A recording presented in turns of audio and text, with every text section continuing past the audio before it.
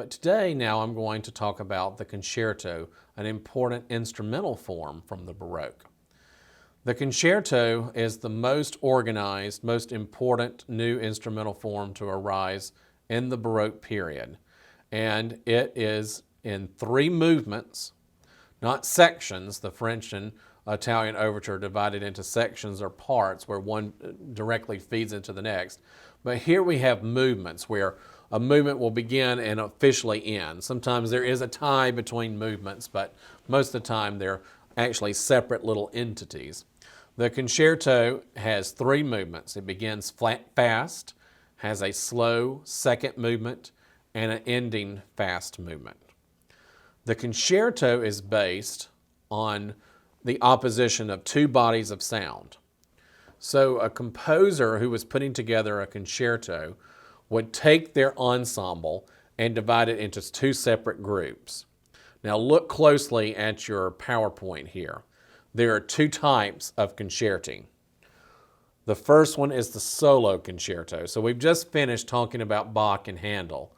Bach and Handel, when they were writing something for themselves to perform, might turn to an organ solo concerto, where they are the soloist, so they're one group, and then they would be pitted against the basso continuo, and they would play sometimes in opposition of each other or sometimes together throughout the 3 movements. The larger concerto is called the concerto grosso. Akin to the soloist in the concerto grosso is a group called the concertino, or the little concert. And then everybody else is called the ripieno, which is a horrible term meaning stuffing. So it would be the little concert versus the stuffing. So a composer might do it that way. In a Baroque orchestra, you have 20 instruments. So let's say 5 were the concertino, the little concert. The other 15 would be then the ripieno. Or a composer might tackle it this way. Have the concertino play at times, and then the tutti meaning all, the concertino and the ripieno together. So it might be 5 versus 15 or 5 versus the whole 20. The concerto grosso basically passes away after the Baroque period because it's going to be replaced basically by the symphony. But for right now, you have these 2 different types of concerti. The father of the concerto is Antonio Vivaldi. Vivaldi was born in 1678 and he passed away in 1741.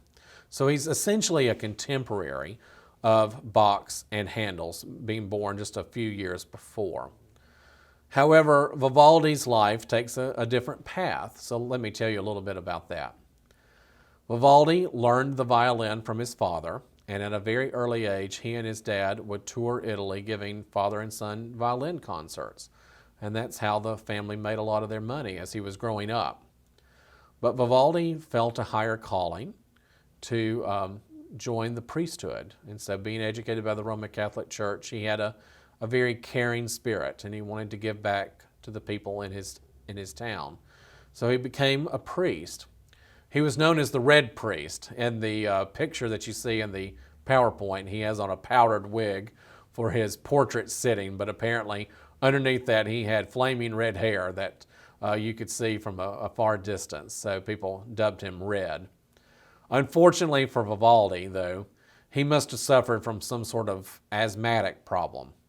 If you've ever been or attended the Roman Catholic Church, or maybe you have family members that are members of the church and you've gone to a Christmas Mass or an Easter Mass, then you know that they have candles and sometimes they'll have the incense burning and things of that nature. Well, that was commonplace back in Vivaldi's day.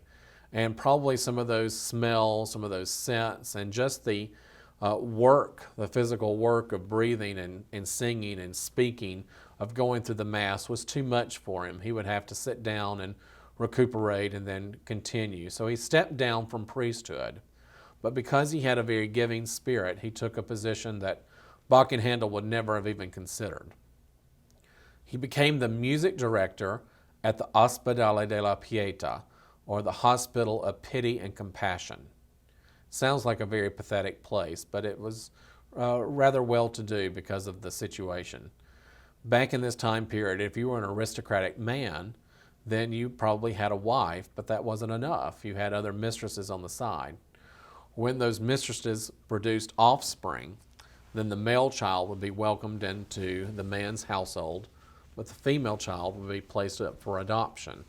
And so this was a girls' orphanage that Vivaldi was associated back in the day. He stayed there off and on again for nearly 40 years, but he did these girls a great service. He taught them how to play instruments. He wrote operas for them, taught them how to sing, taught them how to repair instruments. So when it came time for them to leave the orphanage, then they were able to stand on their own 2 feet and find a job within the field of music. So Vivaldi was very, very instrumental in many of these girls' lives. He is the father of the concerto. He wrote over 500 of them during his lifetime. 350 or so are a solo, and the rest are the concerto grosso.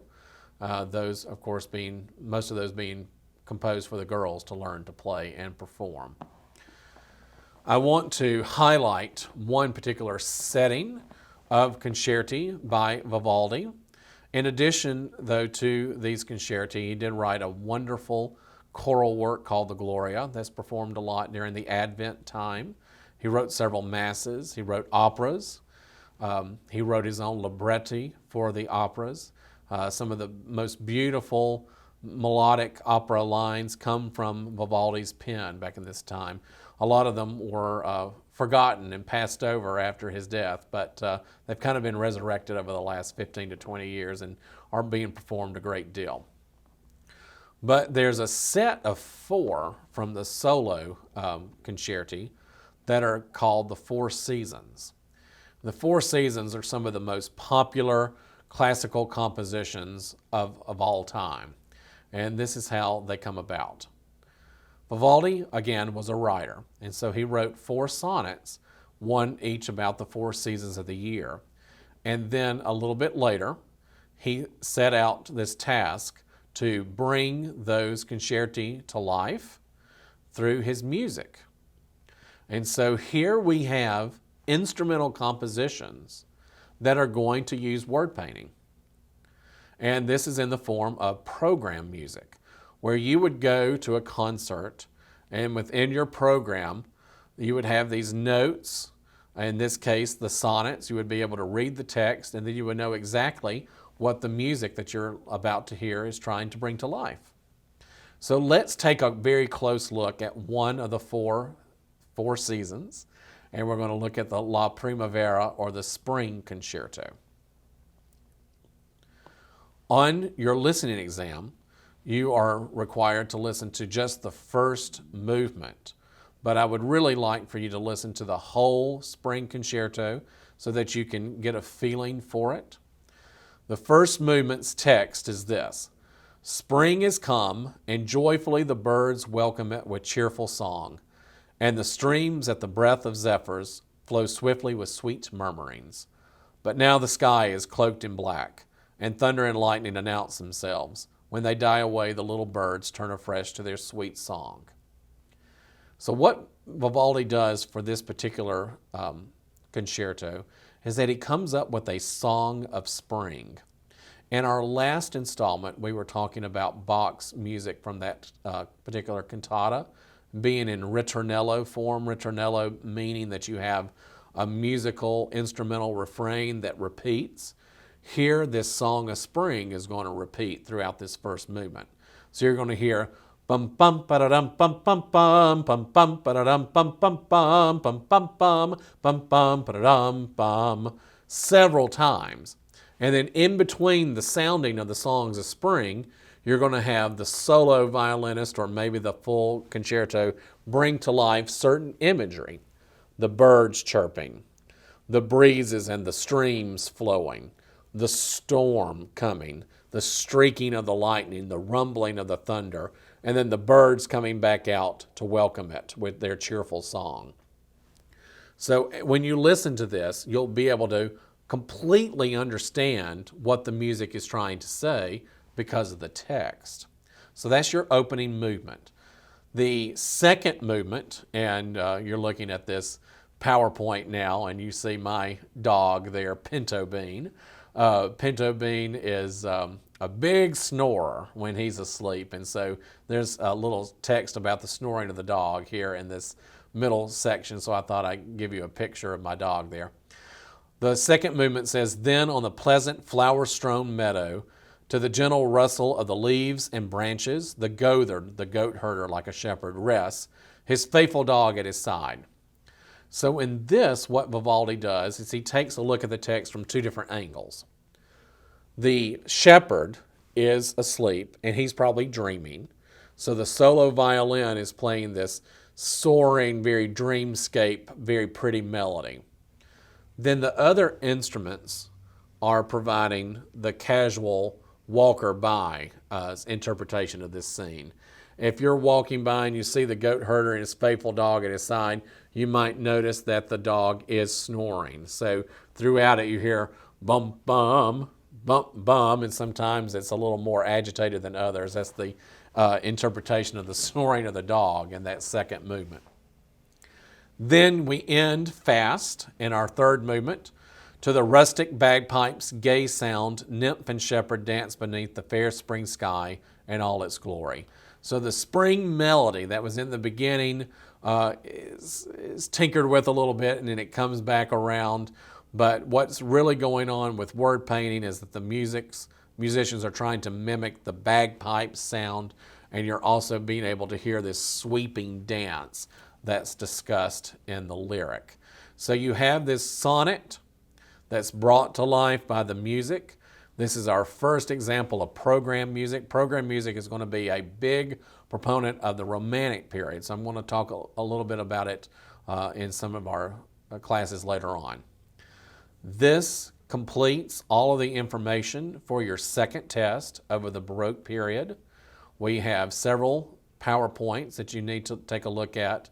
The Baroque terminology, the introduction to the Baroque PowerPoint, then the opera PowerPoint, Handel and the oratorio, Bach and the cantata, and now Vivaldi and the concerto. Please take a look at your study guide. Make sure you know all of the different compositions, who they're composed by, know which ones are oratorios, which ones are operas, and they should all be contained throughout your PowerPoints for that. Look for details about your test online on D2L on our source site right now, and also follow along with the course schedule that was provided for you at the beginning of the semester.